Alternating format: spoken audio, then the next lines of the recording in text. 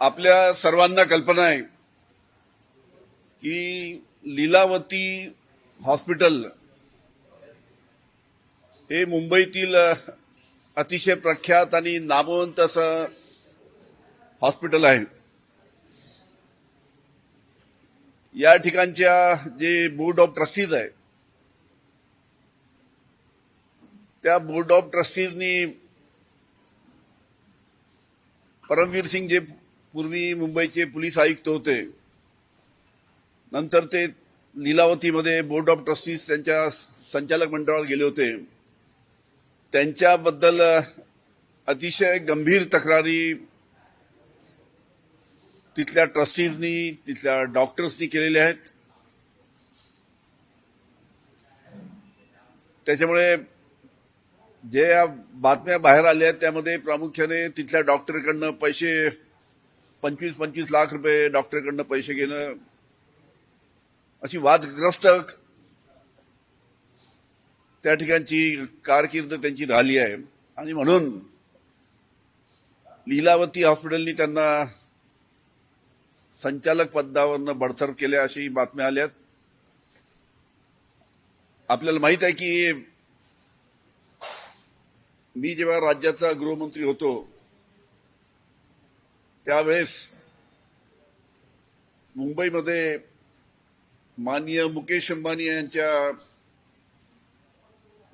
अँटिलिया घरासमोर बॉम्ब ठेवण्यात आला होता, स्फोटकं ठेवण्यात आली होती. त्यावेळेस मुंबईचे पोलीस आयुक्त परमवीर सिंगच होते. त्यांनी त्याची चौकशी चालू केल्यानंतर त्यांच्या चौकशीबद्दल शासनाला संशय आला की काहीतरी यामध्ये लपवल्या जात आहे आणि म्हणून ही चौकशी राज्य शासनाने एटीएसला दिली, अँटी टेररिस्ट स्क्वॉडला दिली. आणि एटीएसला चौकशी दिल्यानंतर ज्या काही गोष्टी समोर आल्यात त्याच्यानंतर लगेच राज्य शासनाने म्हणजे आम्ही त्याची अतिशय कमी महत्वाच्या पदावर बदली केली आणि पुढील काळामध्ये त्याला सस्पेंड केलं. आणि त्याच्यामुळे जाऊन त्यांनी माझ्यावर त्यावेळेस आरोप केले होते. सांगण्याचा उद्देश हाच की आता याच पद्धतीनं ज्या पद्धतीनं परमवीर सिंग साहेबांची कारकीर्द त्यानिमित्तानं मुंबई पोलीस आयुक्त म्हणून अतिशय वादग्रस्त होती, त्याच पद्धतीनं लीलावती हॉस्पिटलमध्ये सुद्धा मोठ्या प्रमाणात त्यांच्या तक्रारी आलेल्या आहेत. त्याच्यामुळे ज्या काही तक्रारी परमवीर सिंग यांच्या विरुद्ध आलेल्या आहेत त्याची चौकशी झाली पाहिजे अशा पद्धतीची मी या ठिकाणी मागणी करतो. याच्यानंतर जर काही प्रश्न आपल्याला विचारायचे असेल तर विचारू शकता.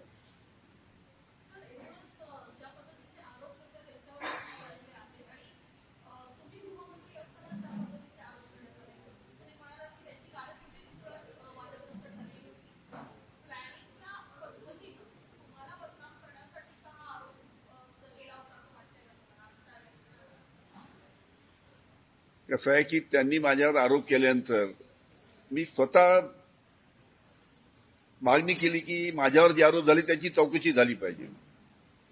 त्याच्यासाठी हायकोर्ट जज चांदीवाल यांना त्या ठिकाणी त्यांची नेमणूक राज्य शासनाने केली.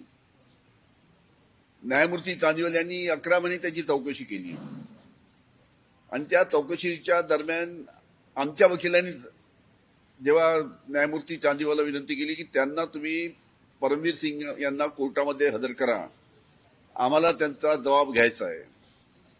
न्यायमूर्ती चांदीवाल साहेबांनी समन्स काढला. पहिला समन्स काढला ते आली नाही, दुसरा समन्स काढला ते आली नाही, तिसरा समन्स काढला परमवीर सिंग कोर्टामध्ये हजर झाले नाही. 6 समन्स काढून सुद्धा परमवीर सिंग त्यावेळेस कोर्टामध्ये हजर झाले नाही. आणि त्यानंतर कोर्टाने त्यांचा पकड वॉरंट काढला आणि पकड वॉरंट काढल्यानंतर ते फरार झाले, परदेशात गेले अशी त्यावेळेस अनेक बातम्या आल्या होत्या. त्याच्यामुळे ज्यांनी माझ्यावर आरोप केले त्यांनी ते कोर्टात येऊन माझ्या विरुद्ध त्यांनी सांगायला पाहिजे होतं काय त्यांच्याजवळ पुरावे आहेत. पण अशाच पद्धतीनं आता लीलावती हॉस्पिटलमध्ये सुद्धा अशाच पद्धतीनं त्यांना बडतर्फ लीलावतीच्या ट्रस्टीज केल्यानंतर आता ते त्यांच्यावर सुद्धा आरोप करतायत. त्याच्यामुळे याची सखोल चौकशी झाली पाहिजे ही माझी मागणी आहे.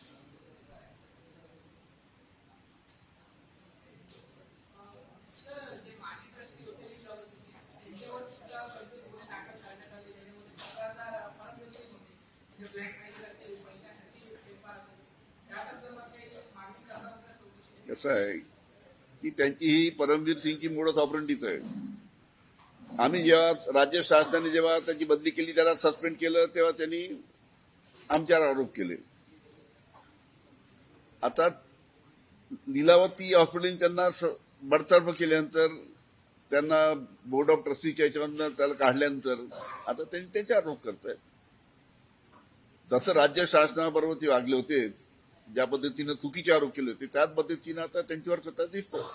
म्हणून याची चौकशी झाली पाहिजे. जे बोर्ड ऑफ ट्रस्टीजने जे त्यांच्यावर आरोप केले किंवा डॉक्टरांनी जे आरोप केले 25 लाख रुपये त्यांच्याकडनं खंडणी मागण्याचे, त्याच्याबद्दल चौकशी झाली पाहिजे.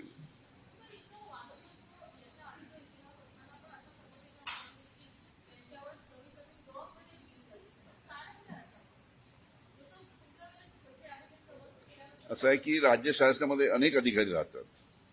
प्रत्येक अधिकाऱ्यावर त्यांना विश्वासाने राज्य शासन त्यांना त्या त्या ठिकाणी जबाबदारी देते. पण काही काही अशा पद्धतीचे जे अधिकारी असतात, महत्वाची जबाबदारी मिळाल्यानंतर त्या ठिकाणी अशाच पद्धतीने वागतात. अनेक त्यानिमित्तानं आम्ही आमच्या कारकिर्दीमध्ये सुद्धा अनेक खंडणीचे गुन्हे सुद्धा त्यांच्यावर पोलीस खात्याच्या अधिकाऱ्यांनीच दाखल केलेले आहेत.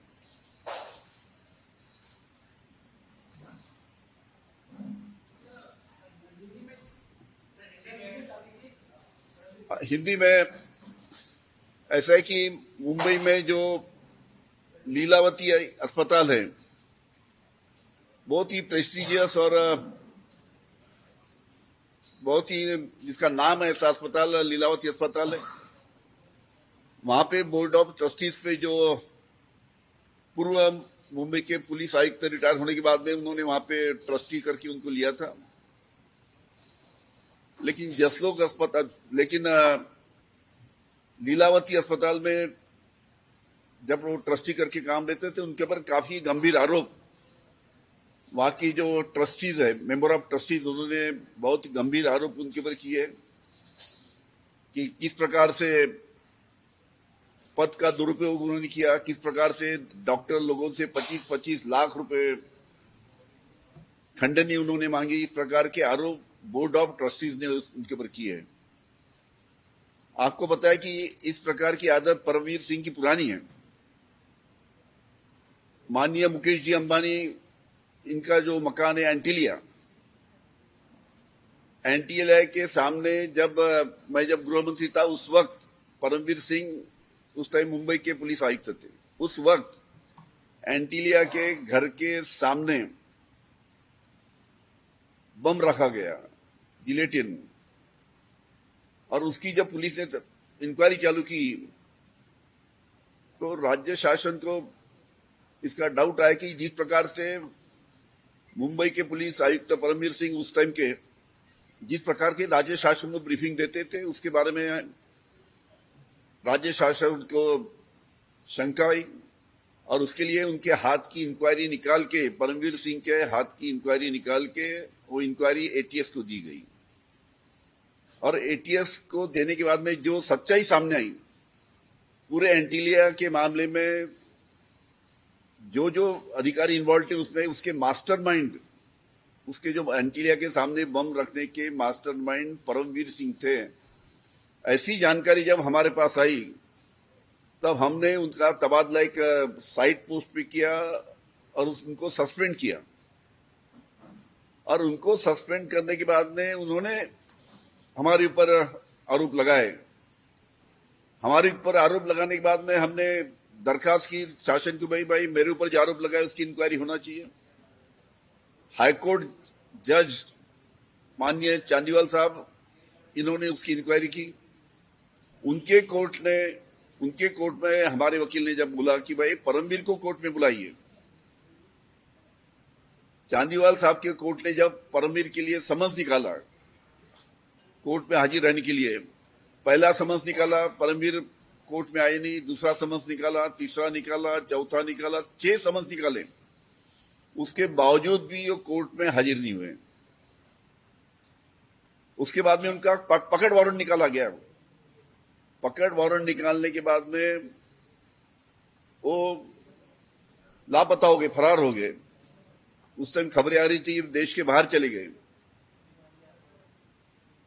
मतलब ताज्जुब है कि जिसने मेरे ऊपर आरोप लगाए थे 100 करोड़ का, उनको जब कोर्ट बुलाती है कि आप आके आपका बयान दो, तो कोर्ट में हाजिर रहने को तैयार नहीं। उसी प्रकार का अभी लीलावती की जो खबरें आई है अस्पताल की, लीलावती के बोर्ड ऑफ डायरेक्टर्स ने जब उनके ऊपर एलिगेशन किए या वहां के डॉक्टर ने एलिगेशन किए और उनको सस्पेंड किया लीलावती अस्पताल ने, उनका जो डायरेक्टर थे ट्रस्टी, वो पद से उनको हटाने के बाद में भी उनके ऊपर आरोप कर रहे, ऐसी खबरें आ रही है। मतलब ये उनकी परमवीर सिंह की पुरानी आदत है कि जो उनके ऊपर कार्रवाई करता है, उनको बर्तब करता है या कड़क कार्रवाई करता है, तो उसके ऊपर आरोप करने का पुराना सिलसिला परमवीर का है। इसी प्रकार ये लीलावती में भी हुआ ऐसा दिखता है, तो इसकी जांच होना चाहिए, हमारी मांग।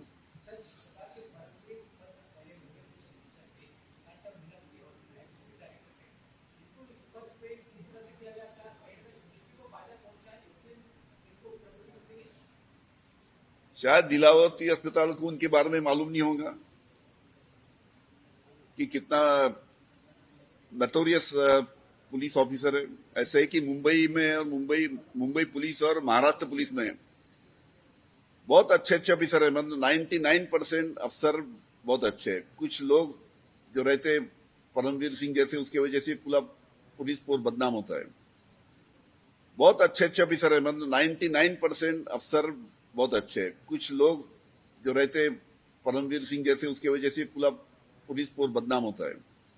शायद उनको पता नहीं होगा कि इस प्रकार का नटोरियस कैरेक्टर परमवीर सिंह है करके उन्होंने एक पुलिस का आईपीएस अधिकारी करके समझ के उन्होंने अच्छी सोच से उसको शायद लिया होगा। लेकिन बड़े जल्दी उनको सब मालूमात उसकी असलियत क्या है मालूम पड़ी।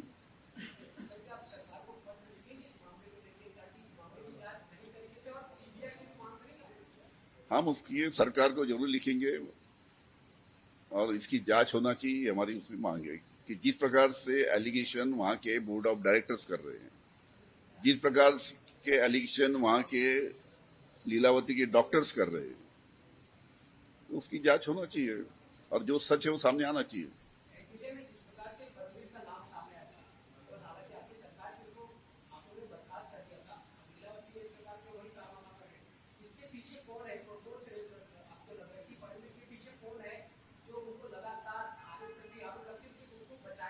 नहीं, खैर उसकी परमवीर सिंह की आदत है, जब उसके ऊपर कहां भी कार्रवाई की जाती है तो तुरंत उनके ऊपर एलिगेशन करता है। हमारे साथ भी ऐसी हुआ, अभी लीलावती अस्पताल में भी ऐसी हुआ। धन्यवाद।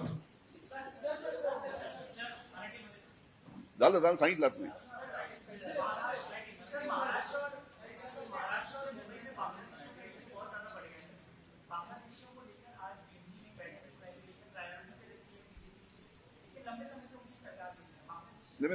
आवाज नहीं आ रहा आपका।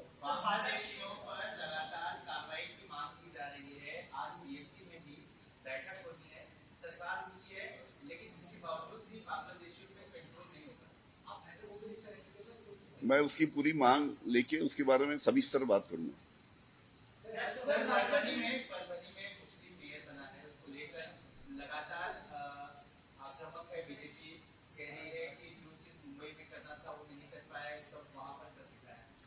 कैसा है, हर एक पार्टी का अंतर्गत डिसीजन होता है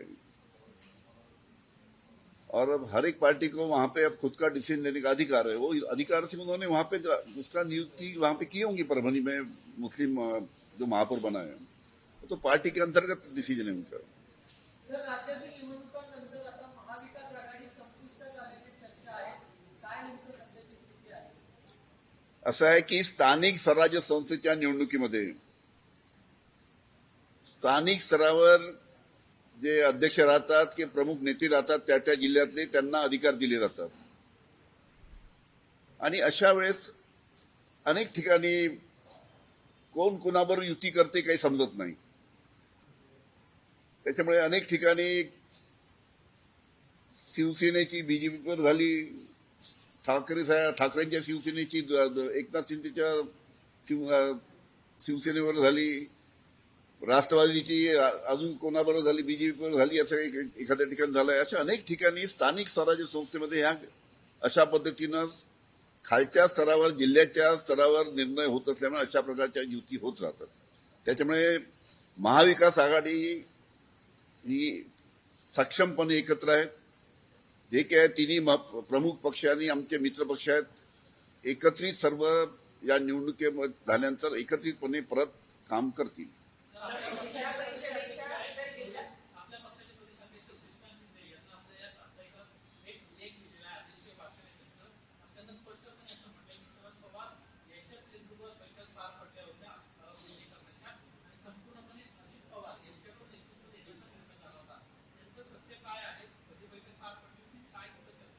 अनेकदा सत्य अनेक नेत्यांनी बोललेलं आहे. आता एकनाथजी शिंदे साहेब जे आहेत, शशिकांतजी शिंदे आहेत, आता पक्षाचे अध्यक्ष आहेत. आणि त्यांनी जे वक्तव्य केलं, त्यांनी अध्यक्ष म्हणून जे वक्तव्य केलं त्यांना आता पक्षाचे अध्यक्ष म्हणून जास्ती माहिती आहे. जिल्हा परिषदेच्या ज्या निवडणुका झाल्या त्या निवडणुकांच्या वेळेला अजितदादांच्या उपस्थितीमध्ये राष्ट्रवादी शरदचंद्र पवार पक्षाचे काही उमेदवार ते घड्याळाच्या चिन्हावर लढलेले होते. या संदर्भातली बोलणी प्रदेशाध्यक्ष, त्यानंतर अमोल कोल्हे, रोहित पवार यांच्याबरोबर थेट अजितदादांनी केलेली होती. आता निवडून आलेल्या नगरसेवकांसमोर एक पेच प्रसंग असा निर्माण झालेला आहे की आता समित्यांमध्ये किंवा इतर ठिकाणी जर त्यांना स्थान मिळायचं झालं तर ते बोलणी कोणाशी करणार किंवा त्याची बाजू कोण मांडणार.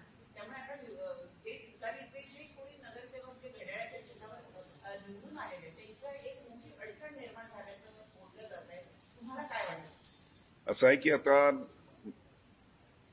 राज्याचे माजी